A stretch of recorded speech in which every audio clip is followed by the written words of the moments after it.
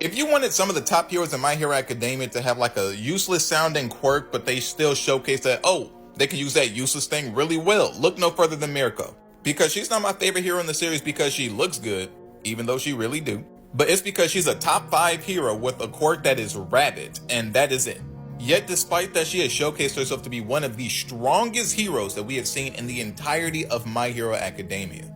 For starters, the first time that we really see her almost in action is when Dabi's about to kill Hawks and Endeavor, who are both on death's door. But once Mirko pulled up, look down here and look at Dabi, he's like, Mirko, hey, Ujiko, get me out of here. I don't want to fight that lady. And what we see from her in the first war makes perfect sense as to why Dabi wanted no smoke. Despite her quirk only giving her like enhanced speed, hearing, and strength, she's fighting 4 high-end gnomes at the same time. And keep in mind, one of these things can level like an entire city on its own. And not only is she fighting back and forth with 4 of these things at the same time, she even manages to go to one, wrap her legs around its head, dodge point-blank laser beams, and then rip his head off of his shoulders, and smashed its brain into the pavement. These high-end gnomes have durability to survive even Endeavor's flames. Yet she can generate enough force with her kicks and her legs to rip one's head off of its shoulders. Dabi made the right decision running from her in this case, because if she landed a kick on his chest, she could eat. I would not be surprised if she kicked his ribcage out of his back. And I think one of the coolest things about her character is that she's a fully realized character that we didn't like need to see, go through their trials and tribulations, because all that happened off screen. Growing up, when she was in high school, she used to be in the underground Quirk fighting rings, the ones that Rappa was in.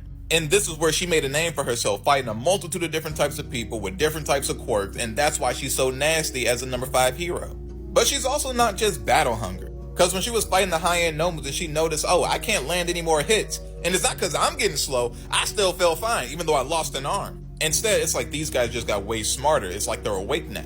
And in the moment of realizing this, she just immediately flips the script. You know what? I'm no longer fighting you guys. My mission is to kill Shigaraki. And what does she do? She finds Shigaraki and she actually kills him. Yes, this ends Shigaraki's life. Which is confirmed when Exless pulls up later and he says, oh, I don't feel no pulse or anything. This dude's nothing but a corpse. But I'll talk more about Exless later. So to have the hero whose quirk is nothing but rabbit, super strength, super speed, and really good hearing, and they pull up against some of the strongest beings in the entirety of the My Hero universe and fight 4 at the same time. And not only does she hold her own really well despite damages, she even manages to kill one, something that even Endeavor needed help doing. So if you want a good example of a top tier hero that doesn't have a top tier power, look no further than Mirko.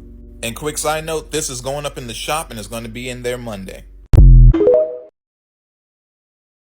So let's talk about Exless, right? Because I feel like he's one of the most misrepresented heroes in the entirety of My Hero Academia by the fans. So many people call him trash or weak because he didn't kill Shigaraki, or Shigaraki was able to just kill him super easily, as if Shigaraki isn't who he is, first of all. But really, it's just that people that say these things are just not understanding what was happening here at all. And I feel like a lot of people that have issues with My Hero Academia, this is the root of the issue.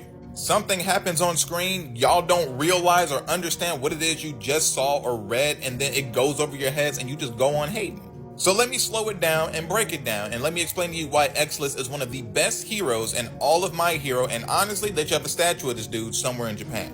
For starters, he ain't no random hero that just pulled up to die in this war. He was here when Bakugo got kidnapped. He was the one fighting, against the other Nomus and All For One when they pulled up at the other location in Kamino Ward. So when big stuff is going down, he always in the front line, mad respect. But the main thing that people are getting wrong when it comes to Exless is saying that he didn't kill Shigaraki or he should have double tapped him or whatever the case may be. But keep in mind, the Shigaraki that's right here is dead already. Exless already checked the pulse and he did not have one. And that's because Mirko had already killed him prior.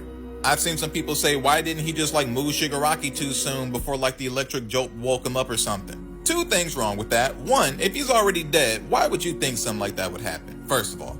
And second, at the end of this arc, Midoriya lets us know that, yeah, that jolt of electricity was so weak that even Exless didn't feel it. So that's not the thing that brought Shigaraki back to life. It was his own hatred. So Shigaraki reviving had 0 to do with Exless. That was going to happen whether he had picked them up and walked out with them or not. And some people might say, oh, well, even if that's the case, he still didn't do anything but come here to die. And that's, again, not true. He pulled up as support against the high-end Nomus, which is the only reason why Mirko is still alive right now. And then the second thing that went over pretty much all of y'all heads, 'cause I don't see nobody talk about this when they trashing on him, is that after President Mike said, hey, get Shigaraki and come out, and he was like, all right, got it. He looked over in the back, and he saw this big old machine. He was like, oh, it looks like all the tubes shielded it from destruction. I better destroy it just in case. So what was that machine he was just destroying? It was this one right here that had the Quirk erasing bullets and the Quirk restoring bullets in it. So thanks to Xless actions before he died, everybody was spared having their quirks removed because he only had the one bullet. Without Xless doing this, Shigaraki would have had a whole clip, maybe even more, and that would have been terrible for literally everybody. There's a reason why in the manga volume where he dies, Horikoshi has a whole little excerpt with him calling him like, yeah, it's sad that he died, but Xless did his job well and he's a cautious and reliable hero. Which you should now know to be true because it's thanks to his caution against this machine and destroying it that nobody lost their quirk this day. Only Aizawa almost lost his quirk. So if you see anybody slandering this man, calling him useless or whatever, shut them up, please. Because to slander Xless is just like to print on your forehead, I did not read the story. I did not understand the anime, and that's not a good look. These things on the page, they're called words. When you read those, they let you know what the story is saying. Which I know sounds a little mean from me, but I'm just so tired of seeing people just skip over the text. The answers are right here.